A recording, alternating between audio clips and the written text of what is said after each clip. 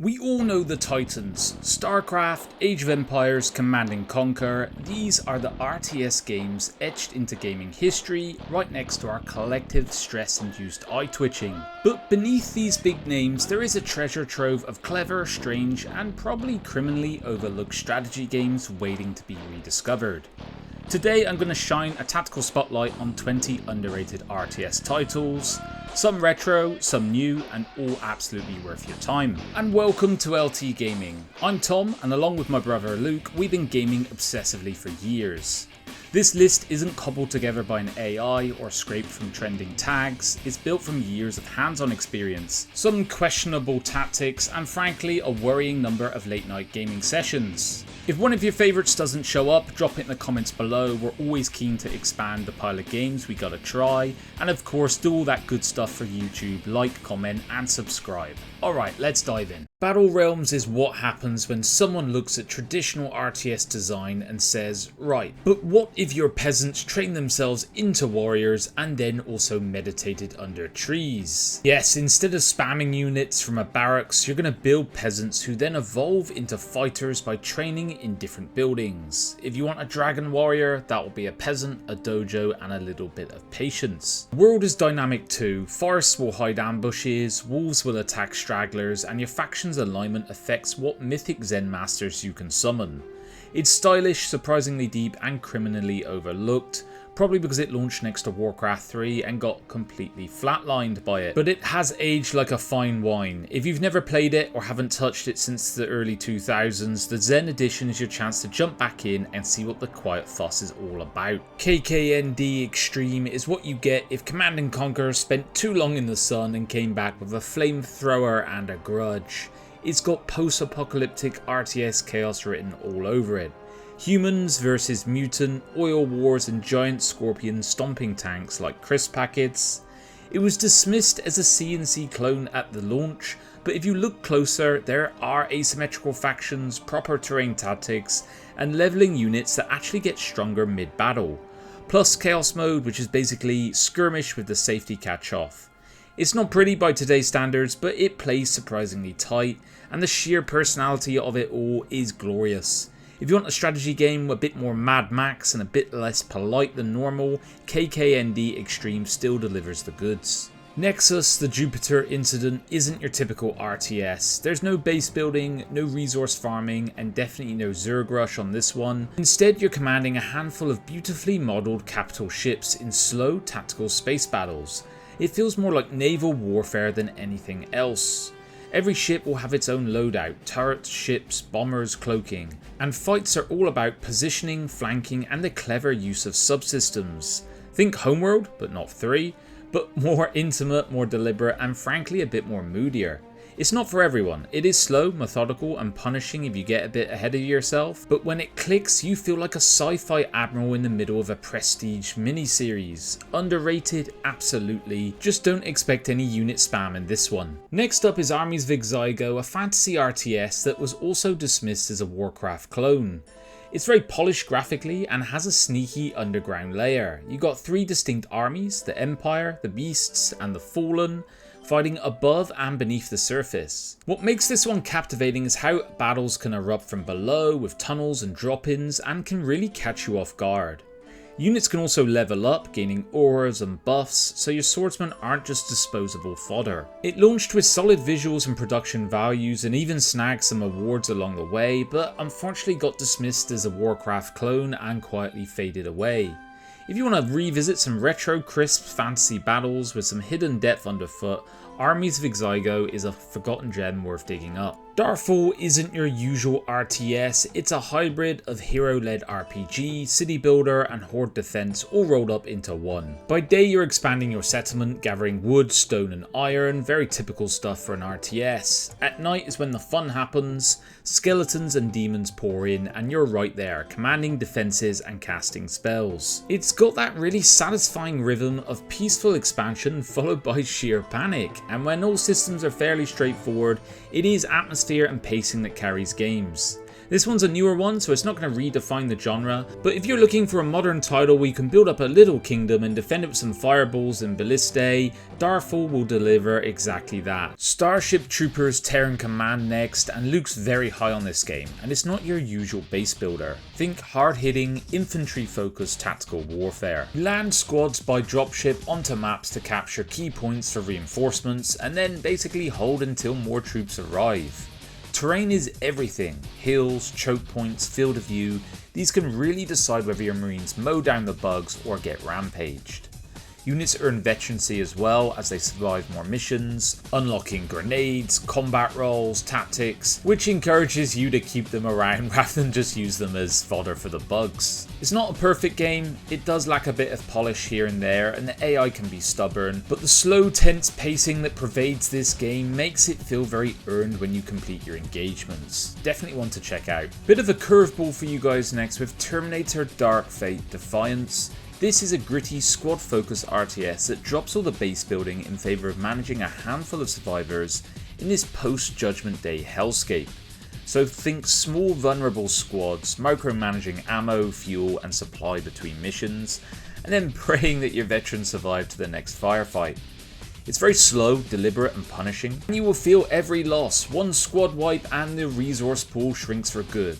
So it's not spammy, there's no base to rebuild, just raw, boots on the ground combat and hard choices on what to bring on each mission. A small detour from nuclear war and giant bugs into the deserts of Kharak now, a ground-based offshoot of the Homeworld series, and instead of ships in space you're commanding land carriers, vehicles and aircraft across a harsh desert battlefield. And this one really nails that Homeworld atmosphere. The feel of a powerful carrier, fleet persistence between missions, and of course tactical positioning. High ground, line of sight, carrier escorts, it's all there but planted firmly on shifting sands. The campaign is very cinematic and at times almost brutal. Mission objectives that demand precise timing and resource control, and I find the AI ruthless in this game. Multiplayer is lean but cleverly designed, and a handful of maps, but sure, each one with plenty of opportunity for tactical play. If you ever wanted Homeworld vibes but without the vacuum of space, this grounded thriller will deliver for you a real underrated gem. If you're after an RTS that throws every classic mechanic into a 3D blender, Earth 2150 is definitely worth a look. This gem from the early 2000s has all the things you need, juggling resources, building massive armies, and even managing an evacuation fleet as you dig into your planet's crust. What sets it apart though is unit quality and campaign persistence. Level your soldiers up, carry over between missions, and it all feels meaningful. And then we have a branchy campaign that lets you choose which missions to tackle and when to cash in for an escape. You have an epic proportion with this too, over 150 missions, massive battles and grand strategy layers built in. It has a non-linear campaign, good AI, and if you want ambitious 3-dimensional throwback that still holds up, Earth 2150 and its sequels deserve some serious attention from you. Warzone 2100 is a post-apocalyptic RTS that sidesteps traditional base spam, a bit of a trend emerging here, and focuses on engineering, literally though. You can build custom vehicles by mixing chassis, drive systems, weapons, modules. It's like Lego but with tank warfare.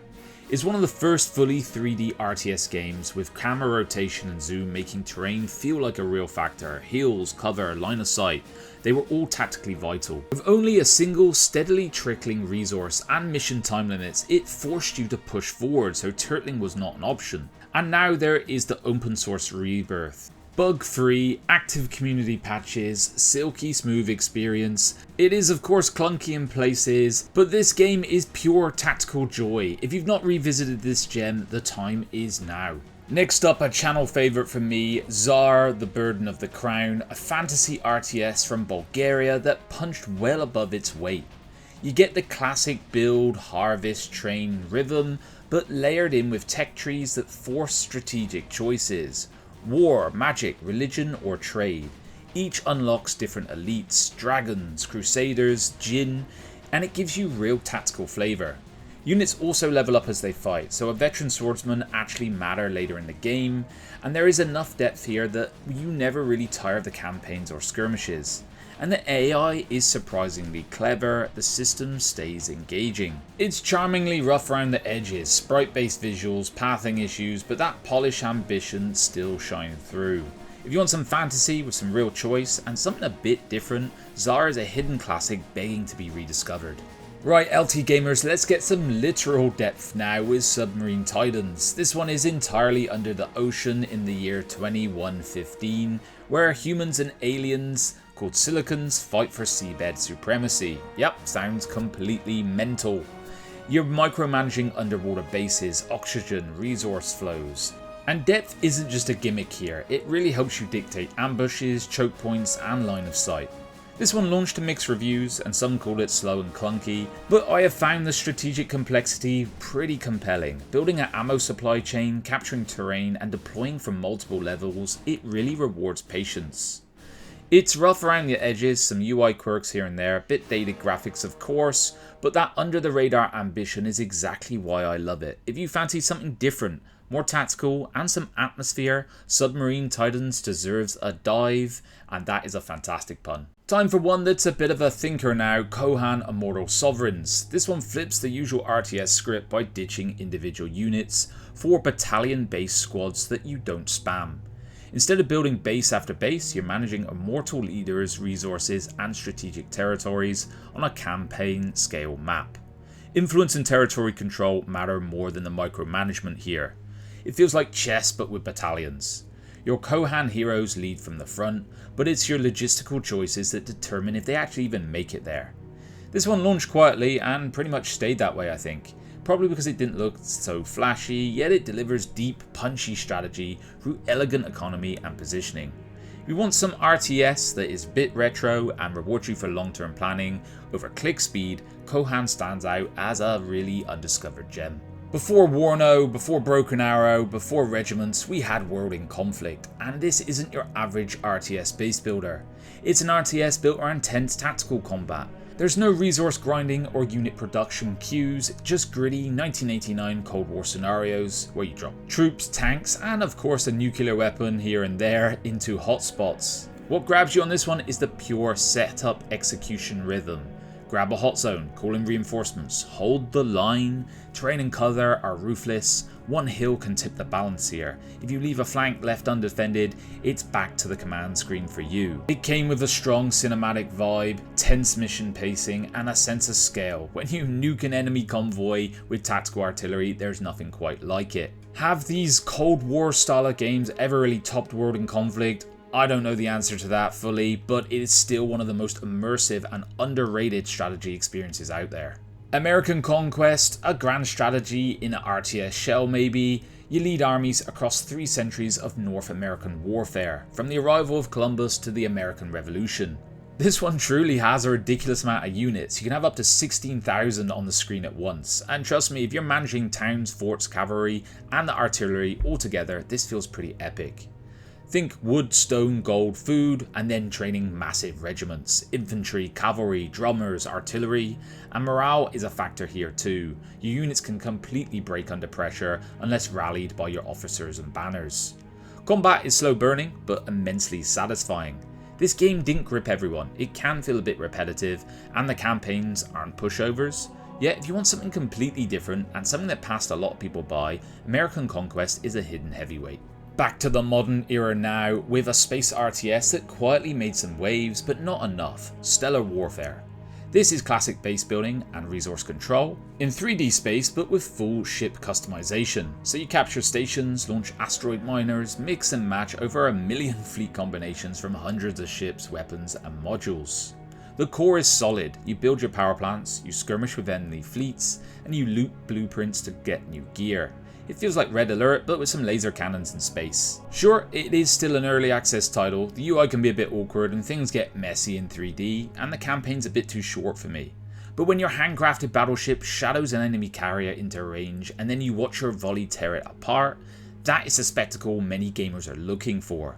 It's not perfect, but it is a bold, ambitious indie title to take on the space RTS dream that I am always chasing here. A nice surprise for you guys now with Winter Falling Battle Tactics that drops you into a bleak, dying world, leading a mercenary band in real-time skirmishes.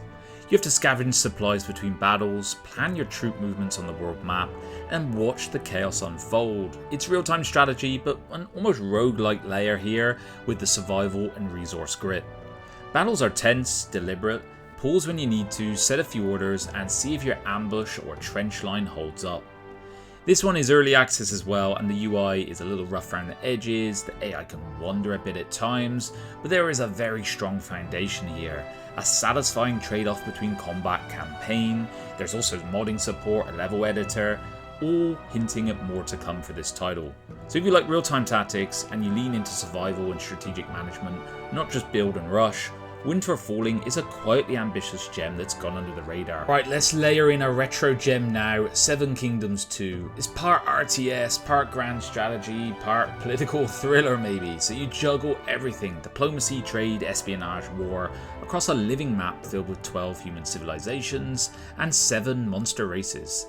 What makes this one remarkable is how it blends systems. Your spies steal tech or incite rebellion. Your armies level up and earn buffs. Your economy must fund both peace and power, meaning your decisions carry weight. Tax too much and your towns revolt, for example. I don't feel this game ever got the praise it deserved. It was overshadowed by slicker titles back in '99, but it's a very deep and replayable RTS. You can conquer your way with brute force, buy loyalty through trade deals, or sabotage everyone into submission. If you want a strategy experience, make sure you think on some multiple levels, and never the same way twice, Seven Kingdoms 2 is a bit of a masterpiece begging for a second look. We're going rare and retro next with Metal Fatigue. This game lets you fight across 3 layers, underground tunnels, surface bases, and orbital platforms. But instead of faceless infantry, your main punch comes from giant customizable bots, mechs built from torsos, legs, and arms you pick up from wrecks mid-battle. You have very distinct factions, Rimtech, Mil Aggro, Neuropia, and each bring their own flavour, and the real joy here is harvesting the parts, reverse engineering them, then slotting them into your own force. Now, it's going to be a bit rough around the edges given its age, but the mechanical elegance and the 3-dimensional battlefield make it a standout in forgotten RTS history. If you want to experience that, and something that feels genuinely different, go check this game out. AI War 2 flips the RTS formula on its head. You're not building an empire from scratch, you're already deep in enemy territory, and this is pretty damn unique to be honest. And every move you make has to be calculated. If you expand too fast or take the wrong system, the AI doesn't just push back, it actively punishes you. It's all about timing, misdirection, and knowing when to strike. I've had games where I've waited, built in silence and then sprung a trap, and watched the AI fleets walk straight into it, and that feeling never gets old. You're always outnumbered, but never outplayed if you think ahead. It's a slow burn, it's cerebral, and it gives you a rare satisfaction of beating something smarter, not just stronger. If you're into big picture planning, asymmetrical warfare, and strategy with a bit of bite and teeth to it, AI War 2 is one of the most rewarding RTS games you can find.